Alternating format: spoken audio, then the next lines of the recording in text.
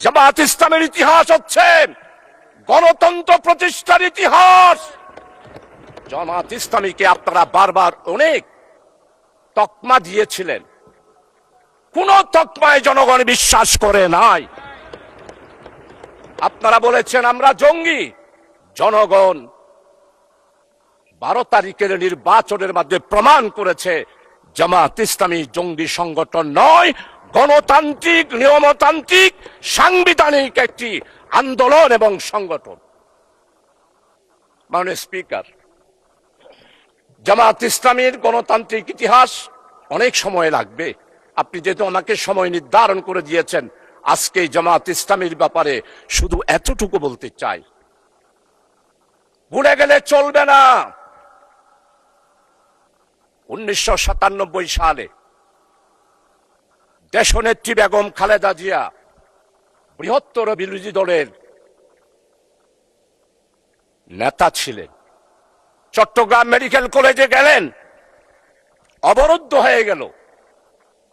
Fascist স্বৈরাচার যারা বাংলাদেশে জঙ্গি কায়েম করেছিল, তারাই বেগম খালেদা জিয়াকে চট্টগ্রাম মেডিকেল কলেজে অবরুদ্ধ করেছিল। আজকে আমাদের মরহুম শহীদ সালাউদ্দিন কাদের চৌধুরীর ছেলে আছে হুব্বাম কাদের, আমাদের সম্মানিত অর্থমন্ত্রী, চট্টলার কৃতি সন্তান, যার পরিবারে উনার আব্বা নয়, উনার দাদা থেকেই মন্ত্রিত্ব ওনারা পেয়ে আসতেছেন। সেই রকম সম্ভ্রান্ত পরিবারের সন্তান উনিও দেশনেত্রী বেগম খালেদা জিয়ার সাথে মেডিকেল কলেজে ছিলেন। আজকে সম্মানিত অর্থমন্ত্রী, আপনি স্বীকার করবেন, সর্বপ্রথম টেলিফোন করেছিল মরহুম শহীদ সালাউদ্দিন কাদের চৌধুরী আমি শাহজাহান চৌধুরীকে।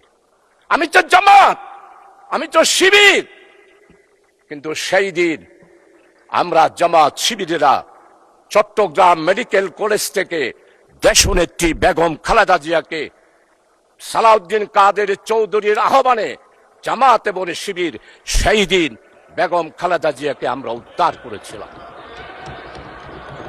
মাননীয় স্পিকার, আজকে স্বাধীনতার কথা বলা হয়, সর্বপ্রথম একটি মাত্র রাজনৈতিক দল পূর্ব পাকিস্তানের স্বাধিকার কোন পথে আসবে এই ব্যাপারে সর্বপ্রথম পূর্ব পাকিস্তান থেকে যিনি বক্তব্য দিয়েছিলেন তিনি হচ্ছেন প্রফেসর গোলাম আজম। 1970 সালের নির্বাচন হলো, নির্বাচনের পর সর্বপ্রথম একটি রাজনৈতিক দলের পক্ষ থেকে সমস্ত পত্রিকা সাক্ষী transfer to power Sheikh Mujibur Rahman professor Golam Azam বক্তব্য দিয়েছিলেন। আমরাই সেদিন বলেছিলাম সংখ্যাগরিষ্ঠতা হিসেবে আওয়ামী লীগ যেহেতু জনগণ রায় দিয়েছে, তাই শেখ মুজিবের হাতেই ক্ষমতা হস্তান্তর করুন। আজকে সম্মানিত আমার অত্যন্ত পরম মুরব্বী ইতিহাসবিদ, আমি ওনার ফেসবুকে সব বক্তব্য শুনি, ওনার মনের ভিতরে অনেক আবেগ। 1757 সালের ইতিহাস আপনি তুলে ধরেছেন, পাল বংশের ইতিহাস তুলে ধরেছেন, কিন্তু আপনি কি ফরাজি আন্দোলন, ফকির আন্দোলন, খেলাফত আন্দোলন, ওয়াহাবি আন্দোলন, উলামায়ে কেরামদের ইতিহাস আপনি তুলে ধরেন নাই?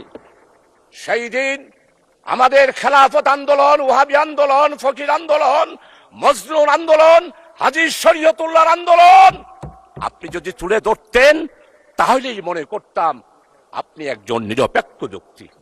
এখন আমার মনে হচ্ছে আপনি নিরপেক্ষ নয়, আপনি শুধু জামাত ইসলামী আর মুসলমান আর ইসলামী আন্দোলনকে আঘাত করার জন্যই পার্লামেন্টে বক্তব্য রেখেছেন।